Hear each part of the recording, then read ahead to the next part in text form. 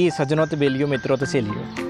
अच्छा नाजरीन, आज मैं मौजूद हूँ जी बिलाल शहीद पार्क तांदले वाला में, और यहाँ आज मैं एक्सप्लोर करने आया हूँ तांदले वाला की लाइब्रेरी। अच्छा, तांदले वाला में सिर्फ़ एक ही लाइब्रेरी है जो कि बहुत ही पुरानी है।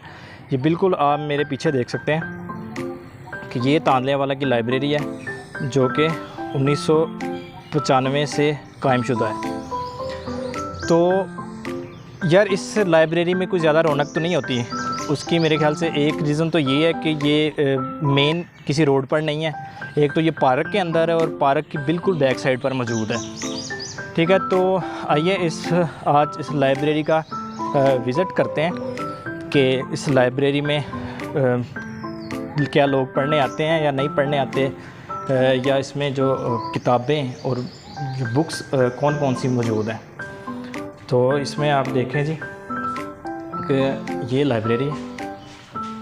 ये मैं लाइब्रेरी के अंदर आ गया हूँ। तो ये कुछ बुक्स पढ़ी हुई हैं।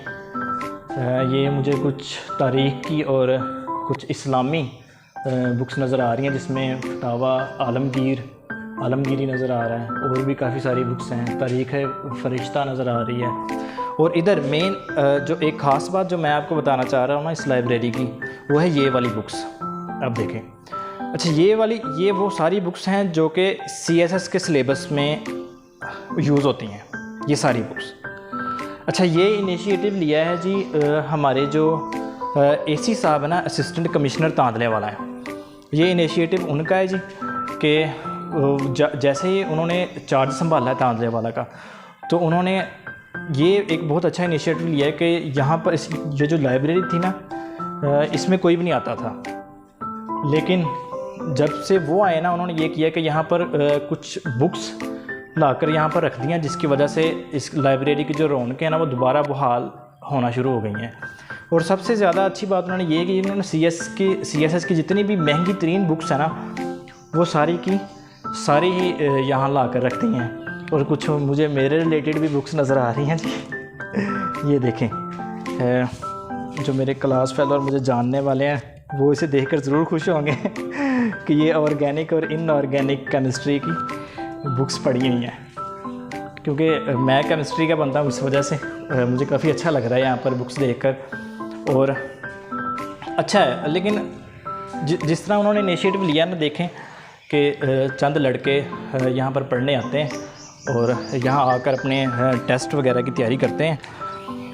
लेकिन जिस तरह से इस लाइब्रेरी में रौनक होनी चाहिए ना, उस तरह नहीं है। सिर्फ लाइब्रेरी में ही नहीं, इस पार्क में भी जिस तरह पहले रौनक होती थी ना, उस तरह अब रौनक रह नहीं गई। पहले एक रौनक की रीज़न ये थी कि ये पार्क कंबाइन पार्क था, लेडीज़ के लिए भी और जितने भी हमारे मर्द हैं उनके लिए भी। ठीक है, और दूसरी रीज़न ये थी कि यहाँ पर बहुत ज़्यादा झूले थे, जिसमें बच्चे भी आते थे। डेली फैमिलीज़ आती थी, अपने बच्चों को लेकर आती थी, बच्चे यहाँ पर झूले झूलते थे। लेकिन अब ऐसा नहीं है। अब जो झूले हैं वो टूट फूट गए हैं। ठीक है, अब उनका कोई वाली वारस नहीं रहा, दोबारा किसी ने नहीं पूछा उन झूलों के रिलेटेड। तो अगर तो ये चीज़ें कर दी जाएँ, अब ये तो लेडीज़ पार्क अलग हो गया, ठीक है, तो लेडीज़ सारी वहाँ जाती हैं। और अब ये होता है कि बच्चे भी नहीं आते, झूले टूट गए। सिर्फ ऐसा होता है कि मॉर्निंग में चंद लोग आते हैं जो वॉक वगैरह करने आते हैं यहाँ पर, बस वही लोग रह गए हैं। और पहले ये होता था कि यहाँ पर गेम्स भी होती थी। ये बिल्कुल लाइब्रेरी के पीछे ये जो जगह है ना, ये वाली, ये बैडमिंटन के लिए यूज़ होती थी। और यहाँ पर कुछ लोग कंग फू कराटे वगैरह वो भी यहाँ पर वो अपना गेम करते थे। लेकिन अब ऐसा कुछ भी नहीं नज़र आता। तो जितना अच्छा पार्क ये है ना, और जितना बड़ा ये पार्क है, इस तरह के पार्क मैंने बहुत कम देखे हैं। क्योंकि देखें कि इसमें इतने ज़्यादा दरख्त लगे हुए हैं और फलदार दरख्त हैं, और यहाँ पर तरह तरह के फूल पाए जाते हैं।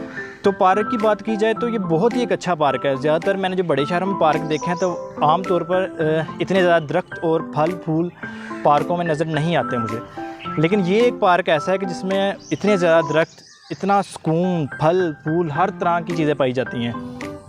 तो ये है कि इसके इनिशिएटिव लेना चाहिए हमारी जो इंतज़ामिया है उसको, ये जो इसकी रौनकें बहाल करने के लिए कुछ ना कुछ इक़दाम करने चाहिए। हम उम्मीद करते हैं कि हमारे जो असिस्टेंट कमिश्नर साहब हैं या जो भी यहाँ की इंतज़ामिया है, वो आने वाले वक्तों में इसका ख्याल रखेगी और इसकी रौनकें दोबारा बहाल हो जाएंगी।